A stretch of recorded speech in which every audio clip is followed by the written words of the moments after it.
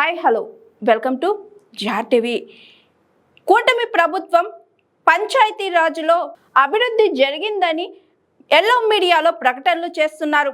అయితే అభివృద్ధి ఏమీ జరగలేదని తాడేపల్లి వైఎస్ఆర్సీపీ కేంద్ర కార్యాలయంలో స్టేట్ పంచాయతీరాజ్ వింగ్ ప్రెసిడెంట్ వెన్నపూస రవీందర్ రెడ్డి ప్రెస్ మీట్లో మాట్లాడారు. అందరికీ నమస్కారం. ఈ యొక్క పంచాయతీరాజ్ వ్యవస్థను వైఎస్ జగన్మోహన్ రెడ్డి గారు గత ప్రభుత్వంలో నిలబెడితే ఈ ప్రభుత్వంలో ఈ యొక్క కూటమి ప్రభుత్వం పంచాయతీరాజ్ వ్యవస్థను నిట్టనీలునా కూడా కూల్చేశారు.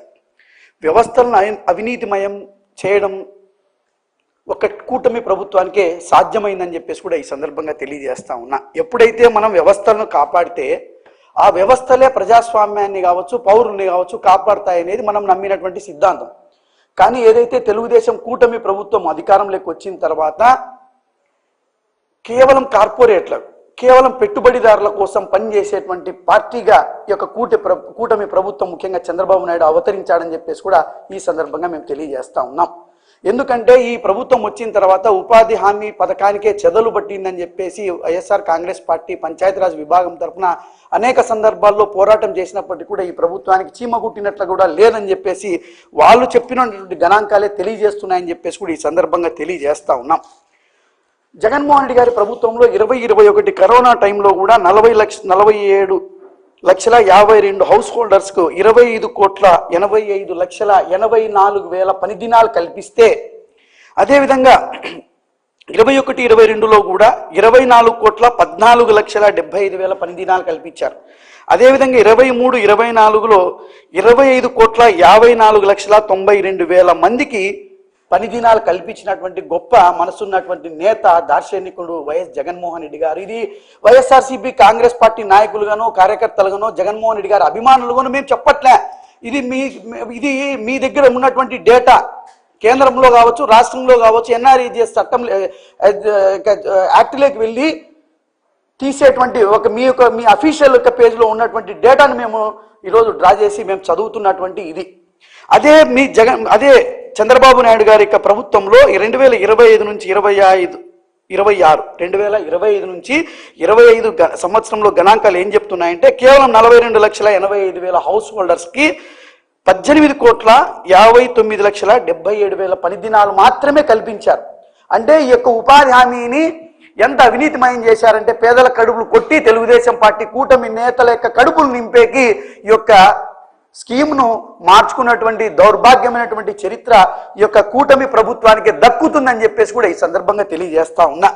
దీని పట్ల మా అధినేత వైఎస్ జగన్మోహన్ రెడ్డి గారు మొన్న ట్వీట్ చేశారు. వైఎస్ జగన్మోహన్ రెడ్డి గారు official support to rural economy is widening. Historically, Andhra Pradesh has been considered one of the best performing state in NREGA implementation. Over the last 2 years of the TDP alliance government, we have witnessed the state lagging on this front on almost all parameters such as approved labor budget, total household worked and expenditure and so forth. The performance signals contraction over last 2 years.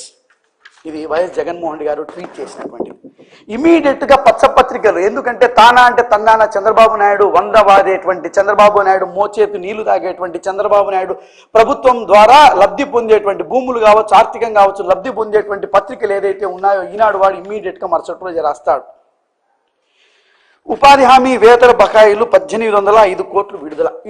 ఇది రవీందర్ రెడ్డి వైఎస్ఆర్సీపీ అని చెప్పట్లే నేను. ఇది వాళ్ళ పత్రికలో రాసింది నేను చదువుతా ఉన్నా.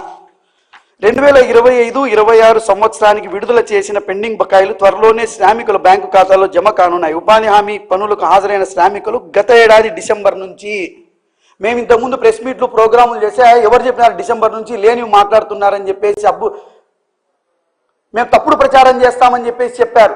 మరి ఏమైందా? మీ పత్రికలోనే రాశారు కదా, గత ఏడాది డిసెంబర్ నుంచి ఎన్ఆర్ఈజీఎస్ చట్టం ఏం చెప్తుందంటే పని చేసినటువంటి ఉపాధి హామీ కూలీలకు 15 రోజుల లోపలనే వాళ్ళ వేతనాలు వాళ్ళకి చెల్లించాలి. ఎందుకంటే ఉపాధి హామీ అంటే ఎక్కడ పని దొరక్క వలస వెళ్ళడానికి అవకాశం లేకోకుండా, వలస వెళ్ళనీకోకుండా ఏదైతే గ్రామాల్లో ఉన్నారో ఆ గ్రామంలో ఉపాధి కల్పించి వాళ్ళకు వేతనం ఇచ్చి వాళ్ళ కడుపు నింపేటువంటి చర్య అది ఏ ప్రభుత్వం ఉన్నా చేయాలి. మరి నీ ప్రభుత్వానికి ఏమైంది చంద్రబాబు నాయుడు అని చెప్పి ఈ సందర్భంగా మేము అడుగుతా ఉన్నాం. డిసెంబర్ నుంచి ఇప్పటి వరకు 1042 కోట్ల రూపాయల వరకు పెండింగ్ లో ఉన్నాయి.